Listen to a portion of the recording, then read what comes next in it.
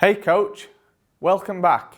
I hope you enjoyed part 1 of developing safe and efficient movers. In that video, we introduced the importance of fundamental movement skills and foundational movement skills and some strategies for developing them with your kids. Typically, when looking at the basic elements of fundamental and foundational movement skills, existing models have referred to what's known as the fundamentals of movement, or the ABCs: agility, balance, coordination and speed. While this classification is useful, in this video we want to take this to the next level of detail and introduce you to physical conditioning and athletic motor skill competencies for children. These include a few more relevant that we believe add a little bit more depth to the picture. To do this, we are going to review 2 existing models and bring them together into a third model I developed to help coaches integrate this into their coaching. First up, the Youth Physical Development Model for Boys and Girls, developed in 2012 by Rodri Lloyd and John Oliver. Their model suggested that there are a number of skills and capacities that can and should all be trained and developed with children. These are fundamental movement skills, sport-specific skills, mobility, agility, speed, power and strength. This youth physical development model has been vital in emphasising the importance of physical development for children and that training such attributes is safe and effective. We will speak about this model a bit more in section 4 of this chapter. Having understood the Lloyd and Oliver model, considering how coaches can implement this physical conditioning within their sessions becomes very important. To do this, we are going to use 8 athletic motor skill competencies proposed by Jeremy Moody and Rodri Lloyd. These include 1. Lower body bilateral movements. For instance, a squat. 2. Lower body unilateral movements. For example, a lunge. 3. Vertical and horizontal upper body pushing, as in a push-up. 4. Vertical and horizontal upper body pulling, like a pull-up. 5. Anti-rotation and core bracing, for instance, a plank. 6. Jumping, landing and rebounding mechanics. An example would be a vertical jump. 7. Throwing, catching and grasping, like catching and throwing a tennis ball. And 8. Acceleration, deceleration and reacceleration. For example, speed and agility activities like chasing games.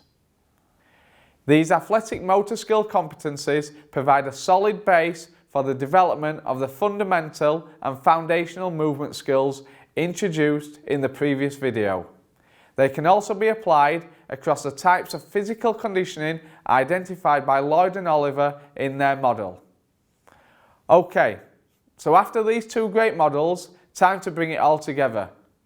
We have tried to make this simple for coaches and come up with 8 areas of emphasis we can work on with children.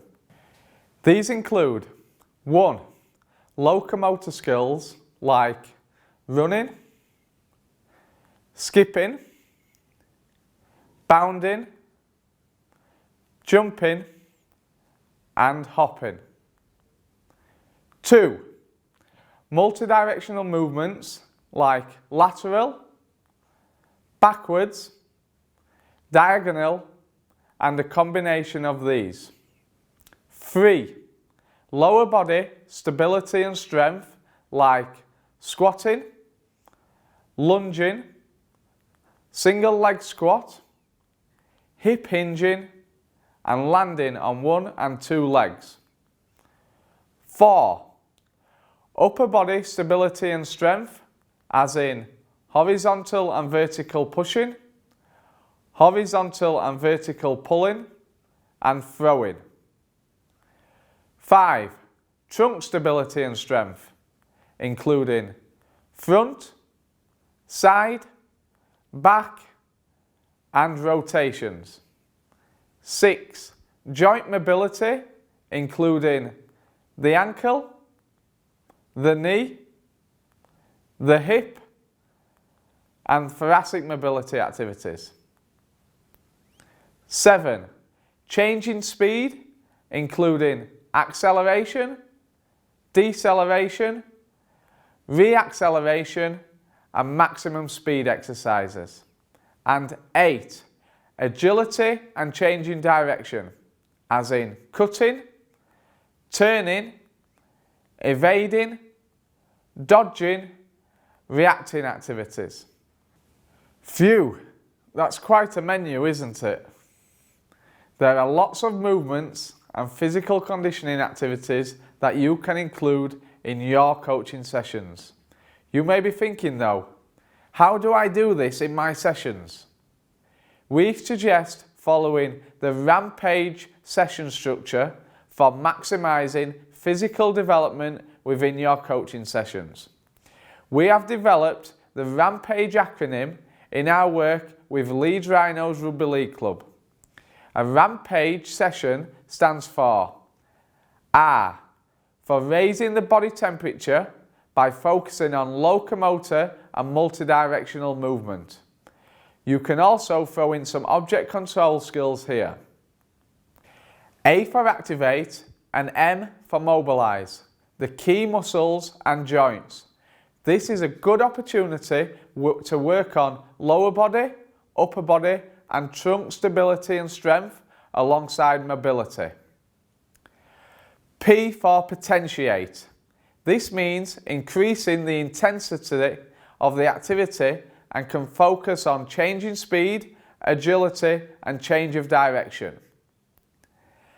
A for activity.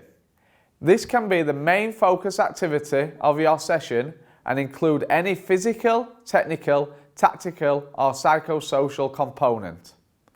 G for games. That is incorporating the above activity into a game-based scenario. And finally, E for evaluate. Always remember to evaluate your session so you know what worked and what didn't. So there you go, a range of information to incorporate physical conditioning within your coaching to support the development of movement competence and physical literacy. Hopefully this leads to the development of movement skills, improved fitness and a healthy lifestyle within your children. Good luck and see you in the next video.